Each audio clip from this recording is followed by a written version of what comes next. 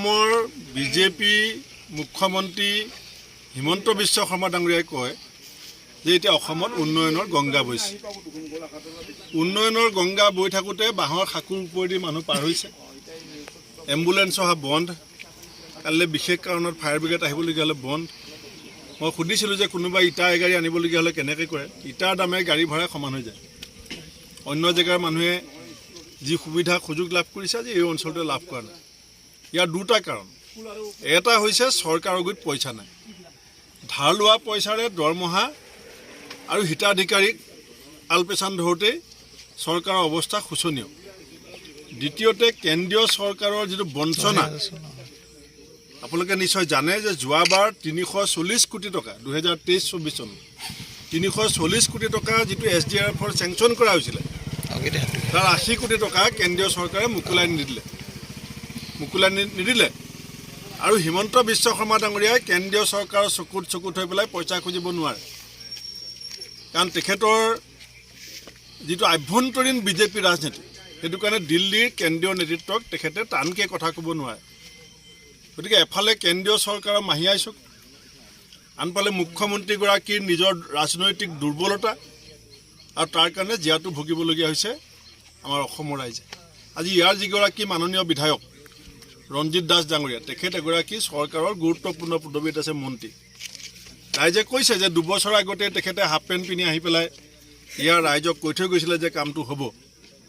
যদি কেবিনেট মন্ত্ৰী এজনৰ সমষ্টি বিজেপিৰ ৰাজ্যিক প্ৰাক্তন সভাপতি সমষ্টিত যদি চৰকাৰে এই বৃহত্তৰ অঞ্চলটোৰ হাজাৰ হাজাৰ মানুহক যদি 2 বছৰ বাঁহৰ সাঁকোৰ ওপৰেদি খোজ কঢ়াব বিচাৰে, তো অন্য অঞ্চলবিলাকৰ অৱস্থা কি হ'ব আপোনালোকে নিশ্চয় কল্পনা কৰিব পাৰিব। সেইকাৰণে মই হিমন্ত বিশ্ব শৰ্মা ডাঙৰীয়াক আহ্বান জনাম যে আপুনি কেন্দ্ৰীয় চৰকাৰৰ পৰা পুঁজি আনিবৰ কাৰণে চেষ্টা কৰক। NDRFৰ যেতিয়া বিহাৰে 1200 কোটি টকা পায়, অসমে 40 কোটি পায়। যোৱা সময়ছোৱাত আমি দেখিছোঁ বিহাৰে যেতিয়া 1200 কোটি টকা পাইছে NDRFত, তেতিয়া অসমে পাইছে 44 কোটি টকা। চেংচন হৈছে SDRFত 340 কোটি 40 লাখ, আৰু 80 কোটি টকা আপুনি মোকলাই আনিব নোৱাৰে। তে কাম কেনেকৈ কৰিব? খালি মন্ত্ৰীয়ে হাফ পেণ্ট পিন্ধি গৈ ৰাইজৰ মাজত কথাটো কৈ আহিলেতো নহ'ব। আৰু তাৰ জ্বলন্ত প্ৰমাণ হৈছে যে আজি বজালিৰ 2 বছৰ এখন বাঁহৰ সাঁকোৰ পৰা পৰিত্ৰাণ বিচাৰি পেলাই ৰাইজ ৰৈ আছে। সেইকাৰণে মই চৰকাৰক আহ্বান জনাম যে আপোনালোকে মদ বেচা পইচাৰে দলং ৰিপেয়াৰিং কৰিম, মথাউৰি ৰিপেয়াৰিং কৰিম, বানপানীমুক্ত অসম কৰিম বুলি নাভাবিব। এতিয়া চৰকাৰে নতুন বুদ্ধি এটা উলিয়াইছে যে মদৰ বিক্ৰী বঢ়াই দি পেলাই পইচা উপাৰ্জন কৰি চৰকাৰ চলাব। এনেকৈ চৰকাৰ নচলে। চৰকাৰ চলাবলৈ হ'লে চৰকাৰৰ মুৰব্বীয়ে কেন্দ্ৰীয়ক হেঁচা দি ৰাজ্যখনৰ সৰ্বাংগীন বিকাশৰ কাৰণে পুঁজি পাতি আনিব পাৰিব লাগিব। আৰু যেতিয়ালৈকে দলং নহয়, আপুনি জানিব যে চৰকাৰৰ ৰাজভাল কি অৱস্থা হৈ আছে। আপোনালোকৰ এইবাৰ 3জনকৈ সাংসদ নিৰ্বাচিত হৈছে। যিহেতু বান সমস্যাটো দীৰ্ঘদিনৰ পৰা ৰাষ্ট্ৰীয় সমস্যা হিচাপে চিহ্নিত কৰাৰ কাৰণে বহুতবাৰ আন্দোলন কৰা হৈছে। অসমবাসীয়ে কৰিছে, বিভিন্ন দল সংগঠনে কৰিছে। এইবাৰ কংগ্ৰেছৰ প্ৰতিনিধিসকলে আপোনাৰ সাংসদত কেনেধৰণে এই বিষয়টো? নহয়, এই গোটেই বিষয়টোত SDRF আৰু NDRFৰ পুঁজি অনা বিষয়টোত আমাৰ অসমৰ 14জন MPয়ে মুখ্যমন্ত্ৰীক সহায় কৰিব। কংগ্ৰেছ বিজেপি বুলি বানপানী আৰু গৰাখহনীয়াই ৰাজনীতিৰ দল চাই পেলাই নাহে। যিসকল মানুহে বানপানী গৰাখহনীয়াত অক্ৰান্ত হৈছে, এইটো কোনো এটা বিশেষ দলৰ সদস্য কেৱল নহয়, এয়া অসমৰ ৰাইজ। এইটোতো খিলঞ্জীয়া ৰাইজৰ অঞ্চল। খিলঞ্জীয়া ভূমিপুত্ৰৰ কথা কোৱা চৰকাৰৰ দিনত খিলঞ্জীয়া ভূমিপুত্ৰৰ যিটো দুৰৱস্থা, সেইটো কাৰণে মুখ্যমন্ত্ৰী ডাঙৰীয়াই নেতৃত্ব ল'ব লাগিব, কেবিনেটখনে নেতৃত্ব ল'ব লাগিব। আৰু সাংসদসকলৰ কথা হৈছে অসম চৰকাৰে দিয়া প্ৰপ'জেলটো দিল্লীৰ পৰা পাছ কৰি অনাৰ ক্ষেত্ৰত ডাবল ইঞ্জিন চৰকাৰ। তাততো চাবলৈ গ'লে কংগ্ৰেছৰ সহায় প্ৰয়োজনেই নাই।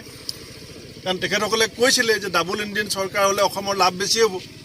এতিয়া ডাবল ইঞ্জিন চৰকাৰ ট্ৰাবুল কিমান, সেইটো ইয়াত থকা ৰাইজক আপোনালোকে সুধিলে গম পাব যে ডাবল ইঞ্জিন চৰকাৰ পাতি লৈ এই অঞ্চলৰ ৰাইজৰ কিমান ট্ৰাবুল হৈছে, সেইটো এই ৰাইজক সুধিলে গম পাব। 26 আপোনালোকৰ পৰিকল্পনা কেনেকুৱা হ'ব? অসমত কংগ্ৰেছৰ কি হ'ব ভৱিষ্যত? চাওক, ইয়াত দুটা কথা আছে। এগৰাকী আমাৰ অসমৰ মুখ্যমন্ত্ৰী আছিলে স্বনামধন্য শৰৎ সিংহ ডাঙৰীয়াই কৈছিলে যে অসমৰ মানুহে বানপানীৰ সৈতে সহবাস কৰিব লাগে। আৰু বৰ্তমানৰ মুখ্যমন্ত্ৰীগৰাকীয়ে কৈছিলে যে বানমুক্ত আৰু গৰাখহনীয়ামুক্ত অসম বনাব। ৰাইজে কি কাৰণে বিজেপিক ভোট দিছিলে? যে যিবিলাক কাম যোৱা সময়ছোৱাত অসমাধিত হৈ আছিলে সেই কামবিলাকৰ দায়িত্ব বিজেপিয়ে ল'ব বিচাৰিছিল কিন্তু য'ত আমি এৰিলোঁ তাতেতো আছে এতিয়া অকল মিছা কথা অকল হিন্দু মুছলমানৰ কথা কৈ থাকে দলং নহ'লেও হয় আমাৰ ৰাইজেও কেতিয়াবা ভাবে যে হিন্দু মুছলমান চলি থাকিলেই হ'ল দলং বানপানী যি হয় হৈ থাকক কিন্তু আজি ভুক্তভোগী কোন আজি সৰু সৰু ল'ৰা ছোৱালীখিনিৰ কথা ভাবক এতিয়া এজন শিক্ষক পালোঁ এতিয়া শিক্ষক এজনক পালোঁ এইখিনিতে তেওঁ কৈছে যে ল'ৰা ছোৱালীৰ অৱস্থা পাৰ হ'বলৈ ভয় কৰে দলংখন পাৰ হ'বলৈ মানুহে ভয় কৰে এই অৱস্থাত যদি আমি থাকিবলগীয়া হয় তে আমাক ডাবল ইঞ্জিন চৰকাৰৰ এই ট্ৰাবুলৰ পৰা মুক্ত পোৱা আমি চিন্তা কৰিব লাগিব